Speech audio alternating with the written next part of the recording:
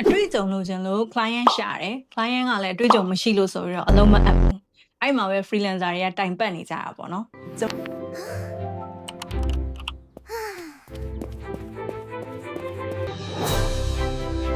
မ marketing တင်တန်းတွေဖွင့်တော့ကျွန်မရဲ့တင်တန်းတွေမှာဆိုလို့ရှိရင် junior လေးတွေကနေပြီးတော့ mail လေးရှိကြတယ်သူတို့ကတခါမှပေါ့နော် client တွေပါလေမရဘူးသူတို့မှာအထူးသဖြင့် portfolio ပေါ့နော်ကိုလုပ်ခဲ့ပူတဲ့အတွေ့အကြုံမျိုးတွေမရှိဘူးအဲ့ခါကြလို့ရှိရင် client တွေကိုဘယ်လိုရှာရမလဲကိုလူမျိုးတွေအတွက်ဘယ်လို client ရှာရမလဲဆိုတာကိုအခုဒီ video လေးထဲမှာပြပြပေးသွားမှာဖြစ်ပါတယ်ပထမဦးဆုံးသိစေချင်တာကကြတော့ client တွေကိုရှာတဲ့အခါမှာပေါ့ကျွန်တော်တို့မဖြစ်မနေသိထားရတာကိုယ့်ရဲ့အရင် experience တွေအတွေ့အကြုံတွေကိုလုပ်ဖိုးတဲ့အလုပ်တွေကိုကြတော့မှ client တွေကသဘောကျကြမယ်လို့ကျွန်တော်တို့ကထင်နေပေါ့နော်ဒါပေမဲ့ချို့တော့ client တွေကကြတော့လေအဲ့ portfolio တွေ experience တွေကိုစိတ်ဝင်စားအောင်တကယ်ပါသူတို့တွေကဘာဖြစ်လို့အဲ့လိုမျိုး portfolio တွေကိုကြည့်ချင်ရတာလဲဆိုတော့ဒီလူတယောက်ကိုဘယ်လောက်ထိယုံရမလဲဒီလူတယောက်ကသူတို့အတွက်ဘယ်လောက်ထိအလုံးလုံးပေးနိုင်မလဲဆိုတာကိုသိချင်လို့ portfolio ဆိုတာမျိုးကိုတောင်းကြည့်ကြတာဖြစ်ပါတယ်ဒီလမ်းကြောင်းလေးကိုစဝင်မဲ့သူအရင်တော့ကလည်းတခြားလုပ်ဖူးတာတွေပါမရှိဘူးဆိုလို့ရှိရင်လည်းကျွန်တော်တို့အများကြီးစိတ်ပူစရာမလိုဘူးအခုပြောပြရဲနီလန်းတွေကိုလောက်သွားမယ်ဆိုလို့ရှိရင် client တွေရဲ့ယုံကြည်မှုကိုရနိုင်မှာဖြစ်ပါတယ် portfolio မရှိလို့ client ယုံကြည်မှုမရှိပါဘူးဆိုမှ client ယုံကြည်အောင်ဘယ်လို portfolio တည်ဆောက်မှာလဲပေါ့နော်အဲ့တော့ဘာလုပ်လို့ရလဲဆိုတော့လေ mock project လို့ကျမတို့ခေါ်တာပေါ့နော်တကယ် project အစ်စ်တော့မဟုတ်ဘူးဒါပေမဲ့ကျမတို့အနေနဲ့နမူနာလုပ်ထားပေးရပေါ့အဲ့ဒါကိုဘယ်လို project တွေကိုလုပ်ပေးတင်လဲဆိုလို့ရှိရင်နာမည်ကြီး brand တွေကဘာကျော် brand တွေကိုလုပ်ပေးလို့လည်းရတယ်ဒါမှမဟုတ်ရင်ပြည်တွင်းမှာရှိတဲ့လူသိများတဲ့ brand တွေကိုလည်းလုပ်ပေးလို့ရတယ်ကျွန်တော်တကယ်အလုံးလုံးနေတဲ့လက်တွေ့မှာပေါ့တကယ်ရှိနေတဲ့ brand တွေကိုကြည့်ပြီးတော့ဒီ brand အတွက်ဆိုလို့ရှိရင်ကိုကဘယ်လိုမျိုးလေးလုပ်ပေးလိုက်မယ်ဆိုပြီးတော့ကျမတို့ကစဉ်းစားလို့ရတယ်ဥပမာအားဖြင့်ဆိုလို့ရှိရင်ကျမတို့တော့ Apple company ကနေ project ကြီးအပ်ထားတာဟုတ်ချင်မှာဟုတ်မယ်ပေါ့ဒါပေမဲ့ကျမတို့က Apple အတွက်ဒါ marketing လုပ်ပေးရမယ်ဆိုလို့ရှိရင်ကိုကတော့ဘယ်လိုမျိုးလုပ်လိုက်မယ်ဆိုတဲ့ project sample တွေလုပ်လို့ရတယ်ကိုယ့်ရဲ့ marketing campaign idea တွေထုတ်ပေးလို့ရတယ်ပြီးတော့တဲ့အခါကျလို့ရှင်ကိုက content writer ဆိုလို့ရှင်လဲနမူနာ content တွေကိုရေးပေးလို့ရတယ်ကိုအဲ့ brand guideline တွေပါတစ်ခါရေးလေ့လာလိုက်ပေါ့နော်ဥမာ Apple ကနေပြီးတော့ဘယ်လို brand guideline ရှိလဲဆိုတဲ့ဟာကိုကျမတို့ကကြည့်ပြီးတော့ဒီ brand guideline နဲ့အညီကျမတို့ဒီဘယ်လိုမျိုး content တွေကိုဖန်တီးထားတယ်ဘယ်လိုမျိုးgraphic designer ဆိုလဲဘယ်လိုမျိုး design တွေကိုကျွန်တော်က Apple အတွက်ဆိုလို့ရှိရင်ဒီလိုဆွဲမယ်ဆိုတဲ့ဟာမျိုးတွေပေါ့နော်ဒါမျိုးတွေကိုတစ်ခါရေးလုပ်ထားလို့ရတယ်ဒါကြောင့်လေသင်တန်းတွေမှာဆိုလို့ရှိရင်ဒီလိုမျိုး mock project တွေကိုလုပ်ပေးခြင်းအပြင်သင်တန်းသားတွေက portfolio အလိုလိုရပြီးသားဖြစ်သွားစေတာဖြစ်တယ်ပေါ့နော်ဆိုတော့ဒီနည်းနဲ့ကျမတို့က portfolio တွေကိုဖန်တီးသွားလို့ရတယ်အဲ့တော့ကိုကအခုချိန်မှာဘယ် client မှမရသေးဘူးပေါ့နော် portfolio လည်းမရှိသေးဘူးဆိုလို့ရှိရင်ဒီနည်းလမ်းကိုအသုံးပြုပြီးတော့အခုကဘာကျော် brand တွေကိုပဲဖြစ်ဖြစ်ပြည်တွင်းကကိုစိတ်ဝင်စားတဲ့ brand တွေကိုပဲဖြစ်ဖြစ်စကြည့်ပြီးတော့ကျမတို့အဲ့လိုမျိုး mock project တွေနဲ့ mock portfolio တွေကိုစပြီးတော့တည်ဆောက်ထားလို့ရပါတယ်နောက်တစ်ခုကတော့ဘာလို့ရမှာလဲဆိုလို့ရှိရင်ကျမတို့sales လုပ်တယ်လို့ခေါ်တာပေါ့နော်ဆိုတော့လေကျမကဒီ freelancer လုပ်ချင်တဲ့သူတွေကိုဆိုလို့ရှိရင်အမြဲတမ်းပြောပြတယ်ပေါ့နော်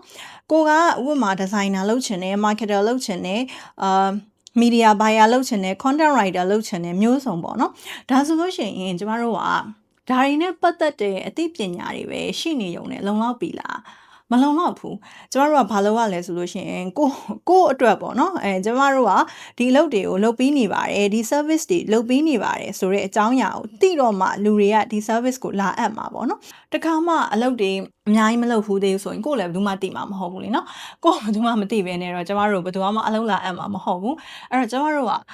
sales အခေါ်အဝေါ်ရဆိုလို့ရှိရင်တော့ outbound လုပ်တယ်လို့ခေါ်တာပေါ့နော်ကျမတို့အပြင်ကိုသွားပြီးတော့မှ cold calling လုပ်ရတဲ့အရာလေးတွေရှိတယ်။အဲ့ဒီခါမျိုးမှာဘာမှတက်ကြလဲဆိုလို့ရှိရင် portfolio လုံးဝမရှိသေးတဲ့သူတယောက်အနေနဲ့ပေါ့နော်။ကျွန်တော်တို့ page messenger တွေပါတွေသွားရထားပါတော့ sales တွေပါတွေကွာတနေ့ပါတိထားလို့page messenger ကိုသွားပြီးတော့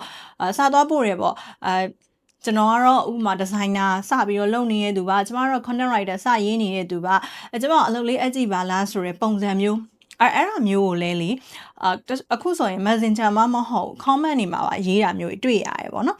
ဆိုတော့အဲ့လိုမျိုးကိုကတခါမှအတွေ့အကြုံလည်းမရှိဘူးဘာမှလည်းမသိဘူးဆိုလို့ရှိရင်အဲ့လိုသွားပြောရုံနဲ့ကျမတို့လုပ်ငန်းရှင်တွေကဘယ်လိုလုပ်အလုပ်အပ်ပါမလဲပေါ့နော်ကိုဒါပေမဲ့အဲ့လိုမျိုးနေရာမှာကျမတို့ကဘာလုပ်လို့ရလဲဆိုလို့ရှိရင်ခုနကသုံးခဲ့တဲ့ mock project ပေါ့နော် mock project ကိုသုံးလို့ပဲ သူတို့ရဲ့ brand ကျမတို့စိတ်ဝင်စားတဲ့ brand ပေါ့နော်ကျမတို့စိတ်ဝင်စားကျမတို့အလုပ်လုပ်ချင်တဲ့လုပ်ငန်းတွေကိုတန်းစီပြီးရေးလိုက်ပေါ့နော်ဥပမာကိုကဒီလုပ်ငန်းနေနဲ့တော့အလုပ်လုပ်ချင်နေဆိုလို့ရှင်အဲ့ဒီအလုပ်တွေကိုကျမတို့က name တွေ brand name တွေကိုတန်းစီပြီးရေးလိုက်ရေးပြီးပြီဆိုလို့ရှင်ကျမတို့တကယ်ဦးစားပေးချင်တဲ့ brand တွေကိုတကယ်လေ့လာပါဥပမာကိုကထားပါတော့ရန်နာဆိုင်တစ်ခုတော့ marketing လုပ်ပေးခြင်းလဲဆိုအဲ့ဒီရန်နာဆိုင်ကဘာတွေလုပ်နေလဲဘယ်လို post တွေတင်နေလဲဘယ်လို campaign တွေလုပ်နေလဲဆိုတော့ကျမတို့ကစောင့်ကြည့်နေလို့ရတယ်အဲ့လိုစောင့်ကြည့်ပြီးသွားပြီဆိုလို့ရှိရင်ကျမတို့ဒီသူတို့အတွက်ခုနကမှ project လုပ်ထားတဲ့လိုမျိုးပဲသူတို့အတွက် campaign တွေပါတယ်ကိုကျမတို့စဉ်းစားပေးလို့ရတယ်သူတို့အတွက်ဆိုရင်ကျမတို့ဘယ်လို content တွေကိုရေးပေးမယ်ဆိုတာမျိုးလေးစဉ်းစားလို့ရတယ်ပြီးသွားတဲ့ခါကြလို့ရှိရင်သူတို့အဲ့ဒီနဲ့ချင်းခဲ့ရမှာပေါ့နော်ကျွန်တော်ကတော့ဒီ brand page ကိုစောင့်ကြည့်နေတာဘယ်နှလလောက်တော့ရှိပါပြီအဲ့ဒီချိန်တွင်းမှာဒီ brand page ကထပ်လာတဲ့ post တွေမှာပေါ့နော်ဘာလေးတွေလိုအပ်ချက်တွေတွေ့ရတယ်ဘယ်လိုမျိုး marketing campaign တွေဒါလုပ်လိုက်မယ်ဆိုလို့ရှိရင်ပိုကောင်းသွားစေမယ်ဆိုတဲ့ဟာမျိုးကျွန်တော်တွေ့ထားတာမျိုးရှိတယ်အဲ့ဒါလေးနဲ့ပတ်သက်ပြီးတော့စကားပြောကြည့်ခြင်းနဲ့ဒါမှမဟုတ်လေကျွန်တော်စမ်းလုပ်ထားတဲ့ post လေးတွေဖြစ်ပါတယ်ပေါ့နော်အဲ့လိုမျိုးပုံစံနဲ့သူတို့ရဲ့ဒီဆက်သွယ်လို့ရမယ့် email တွေရှိရဆိုရင်အဲ့ကိုပို့လို့ရတယ်ဒါမှမဟုတ်လို့ရှိရင်လည်း messenger တွေပါရှိရဆိုလို့ရှိရင်လည်းအဲ့လို messenger ကနေတဆင့်ဆက်သွယ်လို့ရနိုင်တယ်အဲ့တော့ခုနကလိုမျိုးဘာမှမပြောဘဲနဲ့ marketing လုပ်ရဲဆိုလို့ရှိရင်ကျွန်တော်လုပ်ချင်ပါတယ်လို့သွားပြောတာထက်စာရင်သူတို့ brand ကိုတကယ်စိတ်ဝင်စားပြီးတော့တကယ်လေ့လာထားတယ်ဆိုလို့ရှိရင်ဒီလူတယောက်ကိုအခွင့်အရေးပေးဖို့အတွက်ဘယ် brand ကမှလက်တွန့်နေမှာမဟုတ်ဘူးပေါ့နော်နောက်ဆုံးတစ်ချက်ကကြတော့ကျွန်တော်တို့ hidden market လို့ခေါ်တာပေါ့နော်မြန်မာပြည်ကနေပြီးတော့မှအခုမှအလုပ်စားလုံးမဲ့လူငယ်တယောက်အနေနဲ့ freelancer junior တယောက်အနေနဲ့အဲ့လို platform ကြီးတွေတွားဖို့မလွယ်ဘူးပြောရမယ်ဆိုရင်အခုလက်ရှိနေတဲ့ဒီ Facebook group တွေဘာတွေထဲမှာတွားရှာဖို့ဆိုတာတော့မှပဲအရင်ကြီးမလွယ်ဘူးဘာဖြစ်လို့လဲဆိုတော့ကိုယ့်ထက် experience ရှိတဲ့သူတွေတောင်မှပဲဒီထဲမှာဒီရှာနေသေးတာပေါ့နော်ဆိုတော့ကျွန်တော်တို့အနေနဲ့လည်းအဲ့လိုကြီးသွားရှာဖို့လည်းမလွယ်ဘူးပေါ့နော် junior တယောက်အနေနဲ့ဆိုလို့ရှိရင်အဲ့ဒီခါမျိုးမှာကျွန်တော်တို့ဘာကိုသုံးချလို့ရလဲဆိုရင်ကျွန်တော်တို့ Facebook တွေအကုန်လုံးသုံးနေကြရတယ်ဆိုလို့ရှိရင်ကျွန်တော်တို့ရဲ့ page တွေဒါမှမဟုတ် TikTok သုံးနေဆိုလို့ရှိရင်လည်းကျွန်တော်တို့ရဲ့ TikTok တွေမှာပေါ့နော်ကျွန်တော်တို့ဒီဘာတွေလုပ်ပေးနိုင်တယ်ဘာတွေလုပ်ပေးတတ်တယ်ဆိုတဲ့အကြောင်းအရာမျိုးတွေကိုပုံမှန်တင်သွားပေးပေါ့နော်ဒါကတနည်းအားဖြင့်ဆိုလို့ရှိရင်လည်း personal branding လုပ်တာနဲ့တော့အတူတူပဲပေါ့နော်အဲ့တော့ကိုလုပ်နေတဲ့အရာလေးတွေကိုကိုပတ်ဝန်းကျင်ကလူတွေသိအောင်လို့ကျမတို့ကဖြည်းဖြည်းချင်းမိတ်ဆက်သွားဖို့လိုတယ်ဟိုတိတ်တခိုးလေးကြိတ်လုံးရတဲ့သူတွေဆိုတော့မပြောတတ်ဘူးပေါ့နော်အဲ့လိုမဟုတ်ဘဲနဲ့ကိုကတကယ်လုံးနေတယ်ဆိုလို့ရှိရင် freelancer life ကိုရွေးချယ်တော့မှမို့လို့ဆိုလို့ရှိရင်เนาะကိုဒီဟာတွေကိုလုပ်ပေးတတ်တယ် freelancer ဖြစ်နေလဲလုံးနေရဆိုတဲ့ဟာလေးတွေကိုကျမတို့ကဖြည်းဖြည်းချင်းနဲ့လူတွေသိသွားအောင်လို့ပြောပြဖို့လိုတယ်တချို့ကကြတော့လေဒီ networking ဘိုင်းပေါ့နော် networking ဘိုင်းမှာအားနေတယ်ဆိုပြီးပြောကြတယ် networking ဘိုင်းအားနေတယ်ဆိုတဲ့နေရာမှာလဲဟိုတကူးတကကြီးပေါ့နော်ကျမတို့ဒီ business development လုပ်တဲ့သူတွေလိုမျိုးတကူးတကကြီးဒီ networking event ကြီးတွေကိုတွားပြီးတော့မိတ်ဆက်ပြီးတော့လုပ်ငန်းရှင်ကြီးနဲ့တွေ့တဲ့ဟာမျိုးပြောတာမဟုတ်ပဲမဲ့ကိုယ့်ပတ်ဝန်းကျင်ကိုယ့်ရဲ့တငယ်ချင်းတွေကိုယ့်ရဲ့မိတ်ဆွေတွေထဲမှာလဲလူတိုင်းကအလုံးလုံးနေရတာပဲလေနော်အလုံးလုံးနေတဲ့သူတွေအတော်များလည်းဒီခေတ်ကြီးမှာ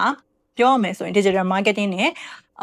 ့ကင်းကွာလို့မရဘူးပေါ့နော်အလုံးလုံးနေတဲ့လုပ်ငန်းတစ်ခုရှိရဲဆိုရင်တနည်းမဟုတ်တနည်းနဲ့တော့ online ပေါ်မှာအများစုကရှိပေးရတာပဲပေါ့နော်ဆိုတော့ကိုမိတ်ဆွေပေါင်းတင်နေတဲ့မှာအလုံးလုံးနေတဲ့သူတွေရှိရဲဆိုလို့ရှိရင်လည်းပဲကိုကအဲ့ဒီဟာကိုမိတ်ဆက်ဖို့အတွက်ဝင်မလေးနဲ့ပေါ့နော်ကျမတို့ခုနကဒဇိန်းတွေရဲ့ market တွေကိုတော့မှပဲလေ့လာပြီးတော့ portfolio တိဆောက်ရသေးတာပဲဆိုတော့ကျမတို့ကတငယ်ချင်းတွေမိတ်ဆွေတွေကိုလည်းပဲသူတို့ရဲ့လုပ်ငန်းအတွက်ပေါ့နော်ကျမတို့စဉ်းစားပြတဲ့အကြောင်းအရာလေးတွေကျမတို့လုပ်ပေးနိုင်တဲ့အရာလေးတွေကိုတွားပြီးတော့ပြောလို့ရတယ်အဲ့ဒီခါကြလို့ရှိရင်လည်းသူတို့လည်းစိတ်ဝင်စားလာလိမ့်မယ်ပြီးတော့ပိုကောင်းတာကခုန group တွေကိုမသိတဲ့နေရာတွေမှာဈေးလျှော့ပြီးတော့လုပ်ပေးပါမယ်ဆိုပြီးပြောတာထက်စာရင်ခုနကလိုတငယ်ချင်းတွေအတွက်ဆိုလို့ရှိရင်ပို့ပြီးတော့ကိုယ့်ရဲ့မိတ်ဆွေပေါ့နော်မိတ်ဆွေတငယ်ချင်းတွေအတွက်ဆိုလို့ရှိရင်ကိုကတော့ဒီလောက်ကလေးကိုစလုပ်နေပြီအဲဒါကြောင့်မလို့မိတ်ဆွေလည်းဖြစ်တဲ့အတွက်ကြောင့်မလို့သူသာလုပ်မယ်ဆိုလို့ရှိရင်ဥပမာ free 3 ပုတ်ရေးပေးမယ်ပဲဖြစ်content writer ဆိုလဲပေါ့နော် designer ဆိုလို့ရှိရင်လည်း free ပဲတစ်ခုလုပ်ပေးမယ်အဲ့လိုပုံစံမျိုးလေးတွေပေါ့နော်ဆိုပြီးတော့သူနဲ့ချိတ်ဆက်ပြီးတော့ကျမတို့တွေလုပ်လို့ရတယ်အထူးသဖြင့်ကျမတို့အနေနဲ့ junior တွေအခုမှအလုပ်စလုပ်မဲ့သူတွေပေါ့နော် digital marketing လောကကိုဝင်မဲ့သူတွေအနေနဲ့ portfolio မရှိဘူး client မရမှာကြောက်နေရဆိုလို့ရှိရင်အခုပြောတဲ့နည်းလမ်းလေးတွေကိုအသုံးပြုပြီးတော့ client တွေကိုရှာကြည့်ပါဒါပေမဲ့တခုတော့ရှိတယ်ဒီနည်းလမ်းတွေလုပ်လို့တေချာပေါက် client ကရလာမှာလားစာပို့လိုက်တာနဲ့ client ကဆက်ပြန်ပို့မှာလားဆိုရင်တော့ no မရနိုင်ပါဘူး အဲ့ဒါကိုလည်းသိထားဖို့လိုတယ်ကျွန်တော်တို့ဒီ sales log မှာဘယ်လောက်တော်တဲ့အယောင်သမားပဲဖြစ်ဖြစ် reject rate ဆိုတာရှိကိုရှိရပေါ့နော် rejection လောက်ခံရတယ်ဆိုတာရှိကိုရှိပါတယ်အဲ့တော့ကိုကဘယ်လောက်ပဲပြင်ဆင်ထားကိုကို reject လုပ်တယ်ဆိုတဲ့ဟာလည်းရှိမှာပဲအဲ့အတွက်လည်းကျွန်တော်တို့ဘာမှစိတ်သက်ကြစရာမလိုဘူးဥပမာကိုက page 50လောက်ကိုဆက်သွယ်ပြီးတော့အလုံးလိုက်လုံးလို့မှာ page 20လောက်ကတောင်စာမပြန်သေးဘူးဆိုလို့ရှိရင်လည်းကျွန်တော်စိတ်သက်ကြစရာမရှိဘူးဒါကျွန်တော်တို့အခုမှစပြီးတော့လုပ်နေရတယ်နော်အဲ့တော့ဒီမှာဘာလဲဆိုတော့အများစုကပေါ့နော်ဒီလုပ်ငန်းရှင်တွေစီမှာအလုပ်သွားလျှောက်ရတာเนาะ full time အတွက်အလုပ်သွားလျှောက်ရတယ်ဆိုရင်တော့အများကြီးပြင်ဆင်ပြီးသွားလျှောက်ရတာပဲလीเนาะအဲ့တော့ freelance လုပ်တယ်ဆိုတာကိုယ့်ရဲ့ဝင်ငွေကိုယ့်ရဲ့ income အတွက်ကိုယ်တိုင်ဖန်တီးတဲ့အချိန်မှာဆိုလို့ရှိရင်ကျမတို့ကတော့မရောင်းချင်လို့မရဘူးအငင်းခံရမှာကြောက်လို့မရဘူးပေါ့နော်အဲ့တော့ကျမတို့ဒီ freelancer လုပ်တော့မယ်ဆိုလို့ရှိရင်ကိုရောင်းတတ်ဖို့အရေးကြီးရယ်အဲ့တော့ကိုဘယ်လိုရောင်းရမလဲဆိုတာကိုလည်းသိဖို့အရေးကြီးပါတယ်အဲ့တော့ junior တွေအနေနဲ့ကိုကလက်ရှိမှာဘာမှမရှိသေးဘူးအဆက်အသွယ်တွေလည်းမရှိသေးဘူး portfolio တွေလည်းမရှိသေးဘူးဆိုလို့ရှိရင်လည်းကျွန်တော်ခုနပြောတဲ့နီးလန်းတွေကိုအသုံးပြုပြီးတော့ရဲရဲဝန်းဝန်း client အသစ်တွေကိုရှာပါတကယ်လို့အငင်းခံရရင်လည်းစိတ်တက်မကြပါနဲ့အရန်တော်တယ်ဆိုတဲ့တွေတောင်မှပဲအငင်းခံရရတယ်အများကြီးရှိပါတယ်အဲ့တော့ကိုကညံ့နေလို့မဟုတ်ဘူးဒီလိုပဲသူနဲ့အဆင်မပြေသေးတဲ့အတွက်ကြောင့်မလို့ကို project မအပ်သေးတာဖြစ်တယ်ပေါ့နော်ဒီနီးလန်းနဲ့စူးစမ်းတော့မယ်ဆိုလို့ရှိရင်တဖြည်းဖြည်းချင်းနဲ့ project တွေလည်းပူပူရလာပြီးတော့ကိုလည်း portfolio ကောင်းကောင်းရှိရ marketer တယောက်ဖြစ်လာနိုင်တယ်အဲ့ဒီအချိန်ညရင်တော့ခုနကလိုမျိုးကျမတို့အများကြီးလိုက်ပြီးတော့ရောင်းစရာမလိုတော့ပဲねကျမတို့စီကိုပဲ inquiries တွေဝင်လာတဲ့အခြေအနေမျိုးတွေပြောင်းလဲလာတဲ့အခါကြလို့ရှိရင်เนาะကျမတို့ပို့ပြီးတော့ကောင်းတဲ့အခြေအနေတစ်ခုရောက်သွားမှာပေါ့เนาะဆိုတော့အားလုံးကတော့ဒီလိုပါပဲခြေလမ်းအစကနေပဲစရတယ်ပထမဆုံးခြေလမ်းကနေပဲစတာဖြစ်တဲ့အတွက်ကြောင့်မို့လို့အားလုံးပဲစိတ်တက်မကြပါနဲ့ကျွန်မအခုပြပြခဲ့တဲ့နီးလန်းတွေကဘယ်နီးလန်းတွေကိုအသုံးပြုဖြစ်နေပြီလဲဆိုတာကိုလည်းဒီဗီဒီယိုလေးအောက်မှာ comment ရေးပေးခဲ့ပါဦးအားလုံးကိုကျေးဇူးတင်ပါတယ်နောက်ထပ်ဗီဒီယိုတွေမှာလည်းပြန်တွေ့ပါမယ်ကျွန်မအိမ်မွန်ဖြစ်ပါတယ်